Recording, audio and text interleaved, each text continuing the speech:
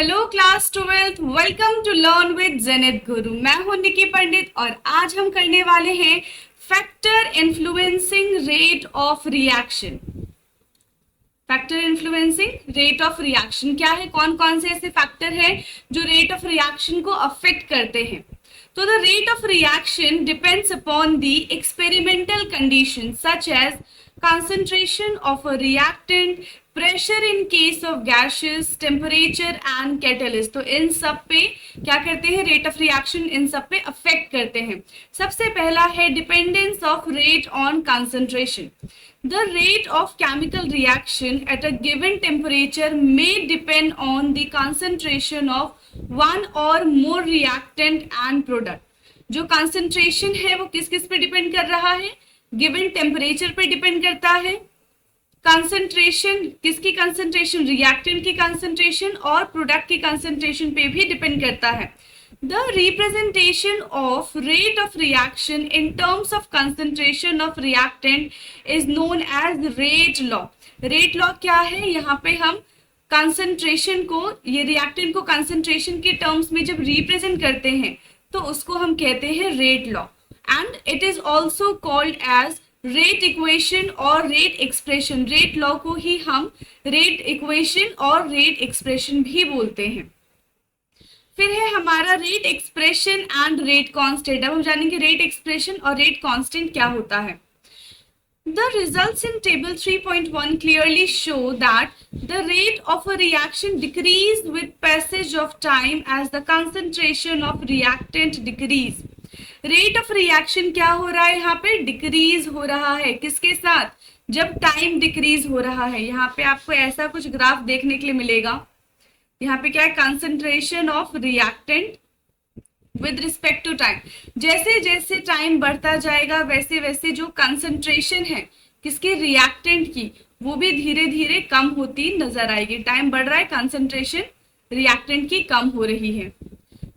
Conversely, rate generally increase when reactant of concentration increase.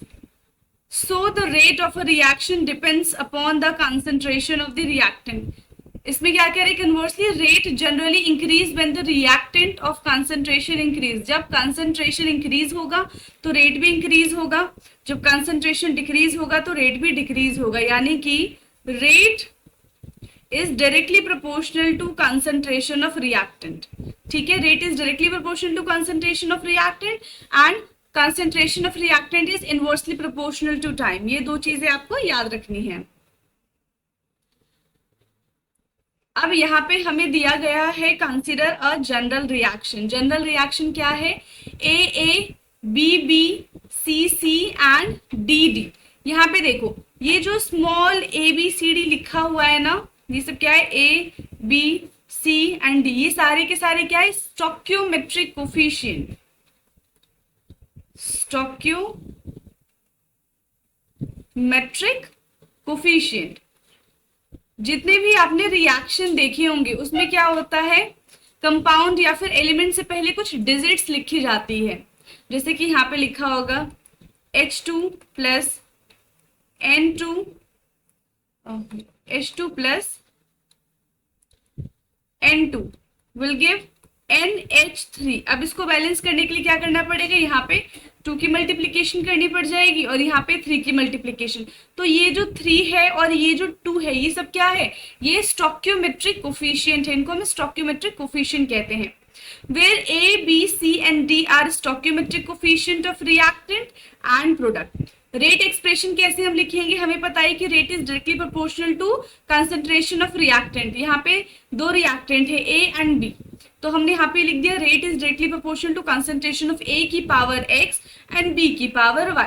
ये जो x और y है ये ज्यादा टाइम आपको क्या देखने के लिए लगेगा कि ये हमारा स्टोक्योमेट्रिक कोफिशिएंट है, पर ऐसा नहीं है। ये हो भी सकता है कि स्टोक्योमेट्रिक के इक्वल हो और नहीं भी हो सकता है। Where exponent x and y may और may not be equal to stoichiometric coefficient. जो x और y है ये इक्वल हो भी सकते हैं और नहीं भी हो सकते हैं, किसके, स्टोक्योमेट्रिक कोफिशिएंट के ऑफ द रिएक्टेंट। अब equation can also be written as, अब कैसे लिखेंगे, जैसे ही हमने यहाँ से डायरेक्टली प्रोपोर्शनल का साइन हटाया तो इक्वल टू का साइन के साथ क्या आ जाएगा, एक कांस्टेंट आ जाता है जो कि के है। ये क्या है, रेट कांस्टेंट है, इसको हम बोलेंगे के है हमारा रेट कांस्टेंट, रेट कांस्टेंट। अब हम रेट को कैसे लिखते हैं, क्योंकि ये रेट है इसलिए यहाँ पे माइनस का साइन आया है, ये टाइम के साथ डिक्रीज होगा, तो instantaneous difference in concentration of reactant with respect to time, and जो हमने यहाँ पे लिखा था वो एज इट इज यहाँ पे लिखा हुआ है।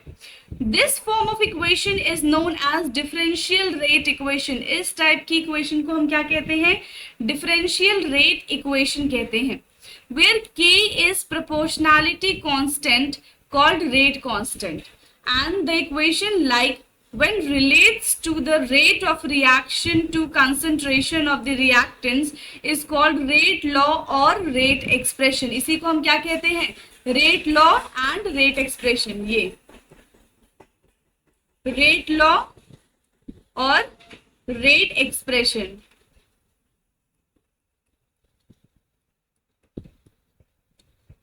Okay, rate law is the expression in which reaction rate is given in terms of molar concentration of the reactant, with each term raised to some power which may or may not be same as the stoichiometric coefficient of the reacting species in the balanced chemical equation।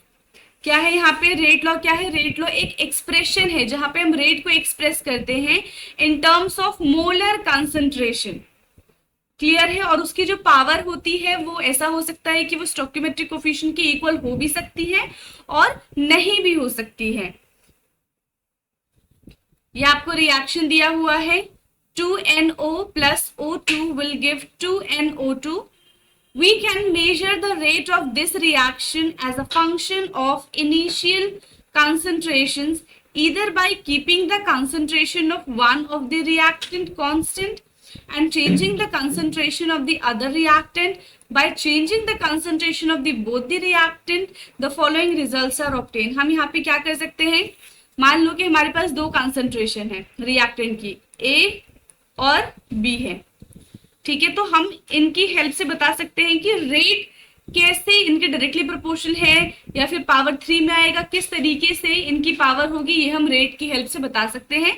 यहाँ पे आपको table दिया हुआ है, initial rate of formation NO2। देखो सबसे पहले क्या है, जब हमारा NO का कंसंट्रेशन 0.30 था और O2 का कंसंट्रेशन 0.30 था, तब हमारा NO2 जो NO2 है वो कितना था, 0.096। लेकिन जैसे ही हमने NO2 की कंसंट्रेशन ट्वाइस कर दिया और ये 1 टाइम्स ही है, तो जो हमारा रेट है NO2 का ये कितने टाइम्स इंक्रीज हो गया, 4 टाइम्स इंक्रीज हो गया है।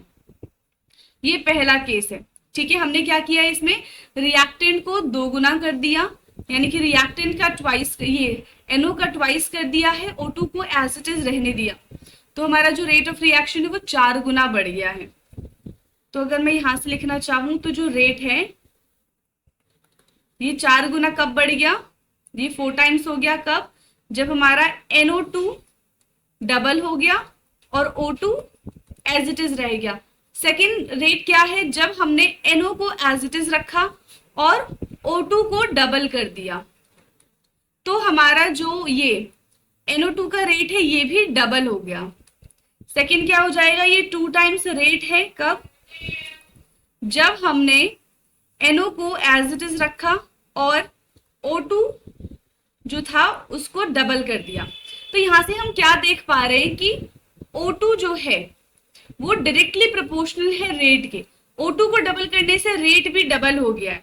तो हम यहाँ से डायरेक्टली कह सकते हैं कि रेट किस पे डिपेंड कर रहा है, जब हम NO की कंसंट्रेशन को चेंज कर रहे हैं, यानी कि O तो डायरेक्टली प्रोपोर्शनल है NO2 की, जैसे जैसे O इंक्रीज होगा वैसे वैसे NO2 भी इंक्रीज होगा।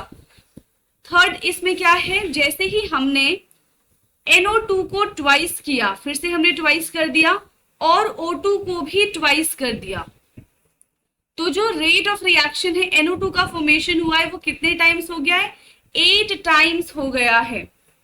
अब यहां से हम क्या देख पा रहे हैं, देखो इन दोनों इक्वेशन से हमने ये देखा कि जो रेट है वो डायरेक्टली प्रोपोर्शनल है O2 के, तो ओवरऑल जो रेट यहां से आएगा वो हो जाएगा रेट इज इक्वल टू के NO की पावर ट्वाइस और O2 की पावर 1।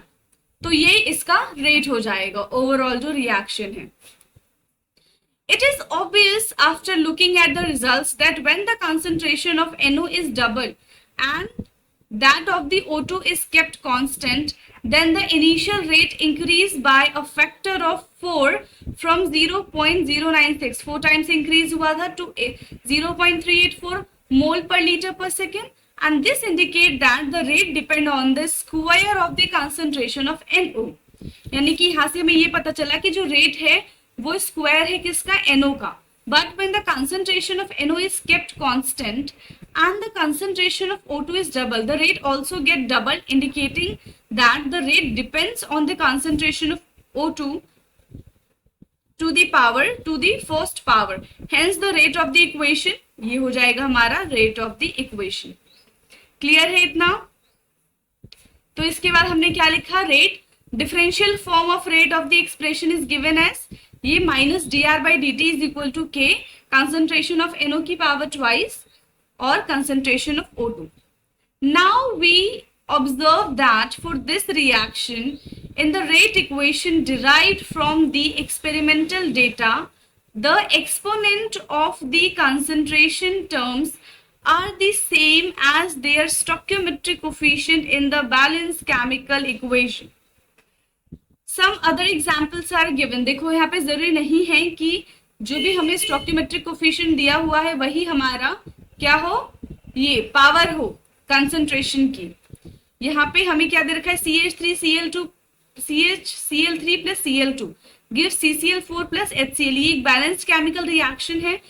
हमारे अकॉर्डिंग क्या है, अगर हम स्टोइकियोमेट्रिक कोफिशिएंट को लेके चले तो यहाँ पे जो रेट होना चाहिए वो इक्वल होना चाहिए CHCl3 की पावर 1 और Cl2 की पावर 1। बट एक्चुअल में इसका रेट क्या है, K CHCl3 की पावर 1 और Cl2 की पावर हाफ। तो यहाँ से हमें क्या पता चलता है कि ये जो पावर है ये कैसा है, ये कहाँ से आया है, ये आया है एक्सपेरिमेंट से। कहाँ से आया है, ये एक्सपेरिमेंट से आया है, ये थ्योरेटिकल वैल्यू नहीं है, ये एक्सपेरिमेंटल वैल्यू है। सेकेंड यहाँ पे देखो, सेकेंड में हमें देखने से क्या लग रहा था कि रेट हो जाएगा CH3COO C2H5 का इसकी पावर 1 हो जाएगी और नेक्स्ट है यहाँ पे कंसंट्रेशन ऑफ HO2 की पावर 1 हो जाएगी। बट यहाँ पे इसकी पावर तो 1 है बट H2O की पावर 0 है। क्यों? क्योंकि यहाँ पे H2O एक्सेस में है और अगर कुछ भी एक्सेस में होता है तो उसको हम कंसिडर नहीं करते हैं। In these reaction, the exponent of the concentration terms are not the same as their stoichiometric coefficient। ये जरूरी नहीं है कि जो stoichiometric coefficient हो वही उसका पावर भी हो। Thus we can say that rate law of any reaction cannot be predicted by merely looking at the balanced chemical equation theoretically but must be determined experimentally। यहाँ पे क्या कह रहे हैं कि जो रेट लॉ है किसी भी रिएक्शन का, जब हम रेट लॉ लिखेंगे तो हम उसकी पावर को प्रिडिक्ट नहीं कर सकते हैं एक बैलेंस केमिकल इक्वेशन में। क्यों? क्योंकि ये क्या है, ये एक्सपेरिमेंटली लाया गया है। क्लियर है इतना रेट लॉ, रेट एक्सप्रेशन। इसके बाद है ऑर्डर ऑफ अ रिएक्शन। हम किसी भी रिएक्शन का ऑर्डर कैसे फाइंड आउट करेंगे। इन दी रेट इक्वेशन, रेट के A की पावर x and B की power y, x and y indicate how sensitive the rate is to be changed in concentrations of A and B. Sum of these exponents x plus y gives the overall order of a reaction, whereas x and y represent the order with respect to the reactant A and B respectively। देखो order कैसे निकालेंगे, हमें कोई भी reaction दिया है तो हम क्या करेंगे, कंसंट्रेशन की पावर, ये एक कंसंट्रेशन है इसकी पावर और ये बी कंसंट्रेशन है इसकी पावर का जब हम सम कर देंगे तो यहां से हमें ऑर्डर पता चल जाएगा। क्लियर है? तो यहां से हम क्या देख सकते हैं, यहां से क्या हो जाएगा हमारे definition, rate order of reaction के लिए the sum of power of the concentration of the reactant in the rate law expressed is called the order of the chemical reaction. जब हम कंसंट्रेशन की पावर का सम करेंगे तो इसको हम क्या बोलेंगे? Order of reaction. क्लियर है? Order of a reaction can be 0, 1, 2, 3 and even a fraction. Order क्या हो सकता है? 0 भी हो सकता है, 1 भी हो सकता है, 2, 3 फ्रैक्शन और इवन नेगेटिव भी हो सकता है। A zero order reaction means that the rate of reaction is independent of concentration of reactant. Zero order reaction में क्या है? देखो, अगर हम यहाँ पे zero order reaction लिख रहे हैं तो इसका मतलब हो जाएगा rate is equal to K concentration, reactant की कंसंट्रेशन की पावर 0। और जब किसी की भी कंसंट्रेशन की पावर 0 होती है तो वो अपने आप क्या हो जाएगा? ये 1 हो जाएगा। तो यहाँ पे रेट इज इक्वल टू के। ठीक है, रेट इज इक्वल टू के हो जाएगा, यानी कि यहाँ पे कहीं पे भी हमें कंसंट्रेशन ऑफ रिएक्टेंट देखने के लिए नहीं मिला। तो यहाँ से हम क्या बोलेंगे? जो रेट ऑफ रिएक्शन है जीरो ऑर्डर रिएक्शन के लिए वो इंडिपेंडेंट है कंसंट्रेशन ऑफ रिएक्टेंट से। Clear? A balanced chemical equation never give us a true picture of how a reaction takes place, since rarely a reactions get completed in one step. जो balanced chemical equation होता है वो क्या होता है? कभी भी हमें true picture नहीं देता कि वो कैसे reaction हुआ है। मे बी वो reaction elementary हो सकता है, मे बी वो reaction complex हो सकता है। The reaction taking place in one step is called elementary reaction. ठीक है, जो one step reaction है क्या है?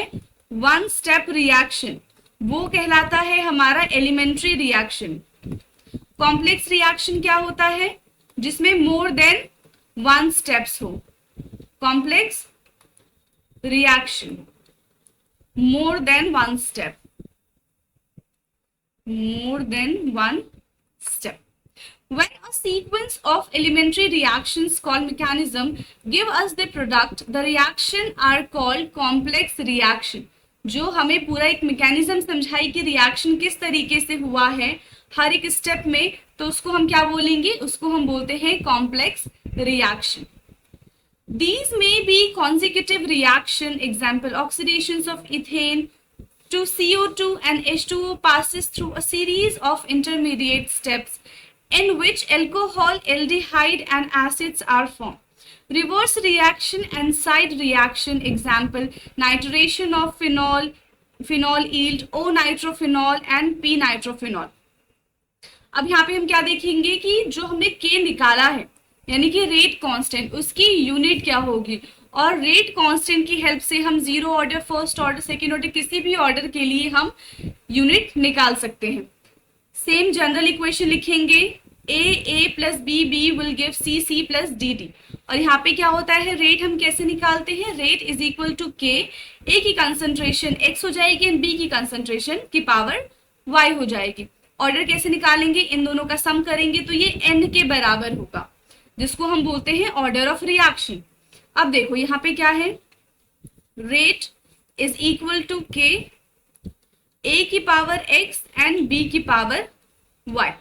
ओके, अब हमें k निकालना है तो हम क्या करेंगे? k निकालने के लिए यहाँ पे हो जाएगा k is equal to rate upon a की पावर x एंड b की पावर y। अब ऊपर क्या है? रेट है। ठीक है, रेट को हम कैसे लिखेंगे? रेट हमारा हो जाएगा कंसंट्रेशन अपॉन टाइम। रेट क्या होता है? Concentration upon time. और नीचे ऑलरेडी कंसंट्रेशन दे रखा है, बट कंसंट्रेशन की पावर यहाँ पे क्या है? n। ऊपर है कंसंट्रेशन की पावर 1 और नीचे है कंसंट्रेशन की पावर n। तो इसको हम लिखेंगे rate is equal to concentration 1 minus n. क्यों? जब ये n ऊपर जाएगा तो माइनस में हो जाएगा, तो ये हो जाएगा 1 माइनस एन और नीचे आ जाएगा हमारा time.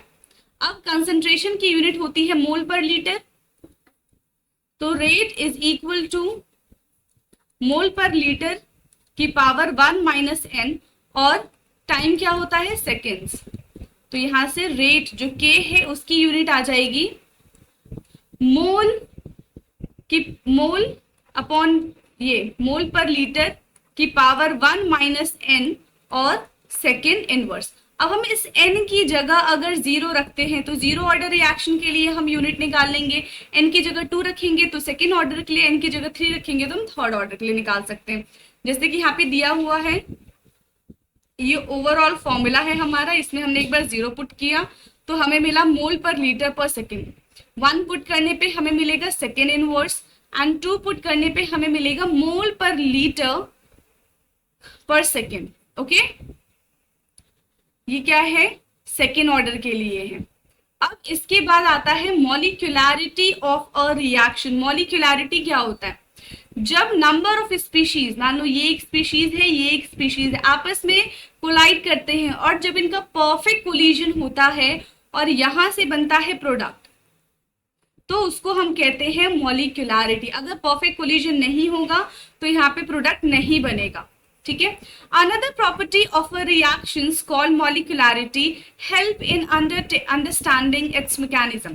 The number of reacting species, और स्पीशीज कौन कौन से हो सकते हैं, एटम हो सकता है, आयन हो सकता है, मॉलिक्यूल्स हो सकते हैं, taking part in an elementary reaction which must collide simultaneously in order to bring about a chemical reaction is called molecularity of a reaction. And the reaction can be unimolecular, unimolecular हो सकता है, bimolecular हो सकता है, trimolecular हो सकता है, but molecularity 3 से ज्यादा नहीं हो सकती क्योंकि 3 मॉलिक्यूल्स का, ठीक है, परफेक्ट कोलिजन बहुत ज्यादा रेयर होता है। क्लियर है, तो इस तरीके से हम मॉलिक्यूलरिटी फाइंड आउट करेंगे। यहाँ पे एग्जांपल दिया हुआ है NH4NO2 gives N2 plus H2O। ये कौन सा रिएक्शन है, ये हमारा है यूनिमोलिकुलर रिएक्शन। यूनिमोलिकुलर रिएक्शन, यहाँ पे क्या है, एक ही रिएक्टेंट से हमें प्रोडक्ट मिल रहा है।